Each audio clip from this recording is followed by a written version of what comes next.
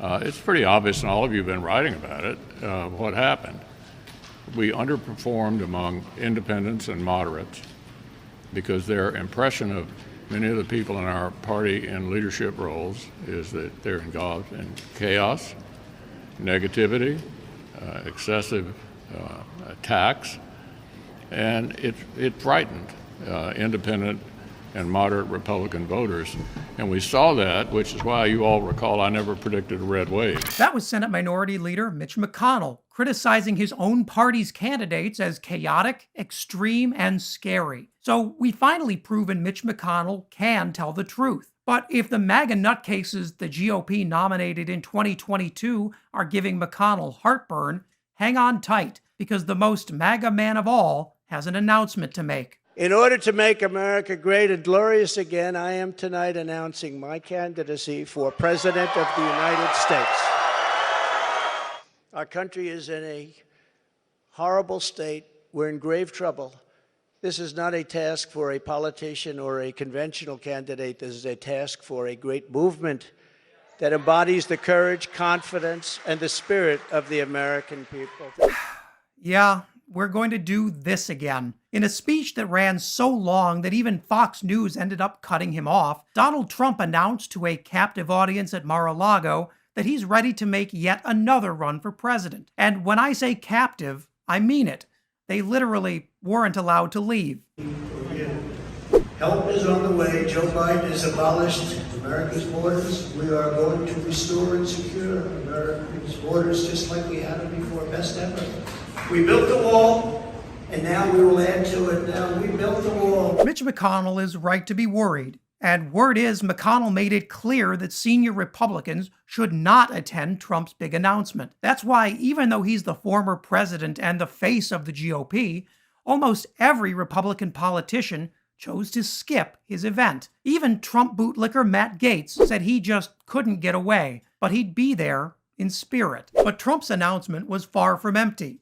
The Donald drew a real A-list of Republican brain geniuses, including election denier and pillow man Mike Lindell, convicted felon Roger Stone, and even disgraced soon-to-be former Congressman Madison Cawthorn. Cawthorn shut down his constituent services office months ahead of schedule, so it's pretty clear he has a lot of free time. But one person was suspiciously absent from Trump's announcement, and it's someone awfully close to home. In a statement posted online, Trump's daughter Ivanka said she would not be attending the event and would not play any part in her father's campaign. So at least one Trump knows this is an absolutely terrible idea and isn't afraid to say so. Donald Trump is bound and determined to destroy whatever is left of the Republican Party. He's supporting a challenge to Mitch McConnell's attempt to stay on as Senate Minority Leader. And now he's prepared to torch his own party in a crazy bid to become president again. Even Josh Hawley admits that the good times are over. I think that this election was the funeral for the Republican Party as we know it. The Republican Party, as we have known it, is dead. And voters have made that clear. And in particular, the folks who did not vote for Republicans in this last election were independent voters, working class independent voters, folks who voted for President Obama once upon a time, folks who then voted for President Trump but stayed home this time. We are not a majority party unless we can appeal to those voters. If you understand what the objectives are here, it's absolutely the worst thing possible that could have happened is for there to have been the red wave such as we're talking about, where it would now look like we don't really need to address the broken electoral system. Prophet Johnny Enlow says a red wave would have been the worst thing possible.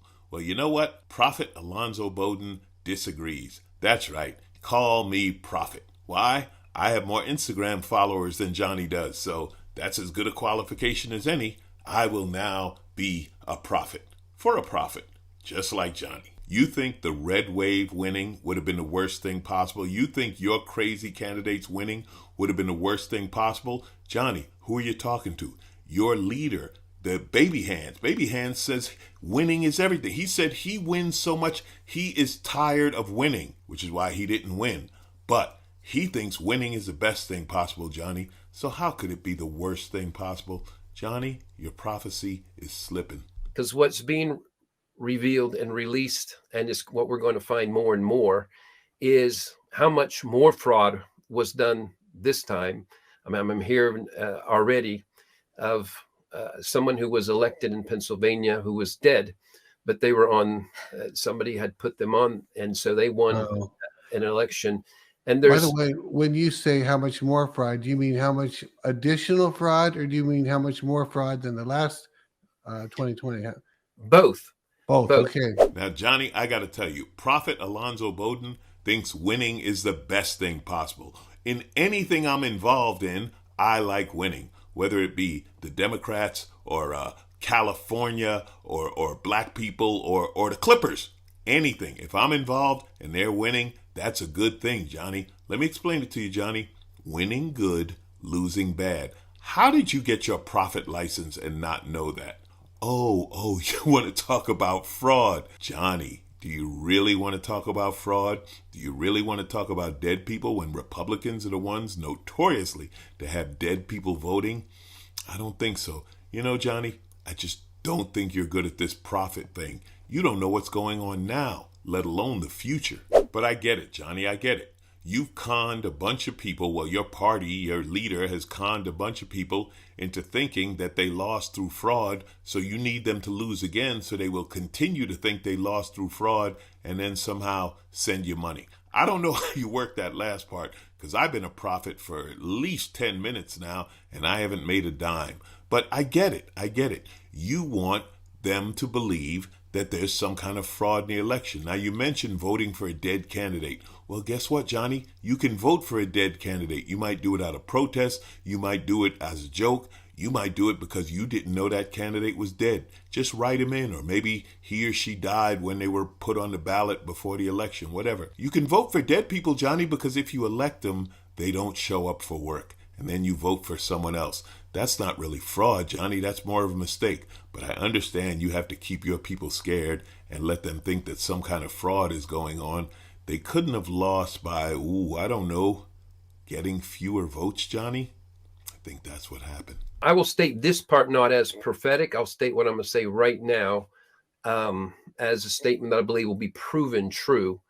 That we'll see that this is part of a continuing sting operation that good military is doing, and it's part of a reveal that is necessary. Now, Johnny, you say the good military is working on a sting operation. Well, first of all, Johnny, if it's a sting operation, you probably shouldn't have told us about it. You're really not good at this prophecy thing. You're supposed to tell us things we don't know, not secrets you do know. But anyway, who is this good military, Johnny, and who are they reporting to? Wasn't there an insurrection? Didn't you guys try to overthrow the government? I'm thinking if you have a military and you're trying to overthrow a government and they don't show up, they're not really a good military. Good militaries always show up to overthrow governments. That's part of what they do, Johnny. Johnny, your military isn't good. Your prophecies aren't good. Johnny, you're slipping. This is Prophet Alonzo Bowden, and you know what I see in your future, Johnny? Blue. Yeah, a lot of Democrats, like in the Senate and in so many governors' mansions, and who knows, maybe in the presidency again. You guys have 15 candidates. You have to whittle it down and then kiss up to Trump. So I don't know. What's your prophecy there, Johnny? What's your prophecy there? You know who was a prophet, Johnny? The mattress guy in Houston. He won $75 million on the World Series. He didn't have to con anybody. Now that's a prophet with a profit.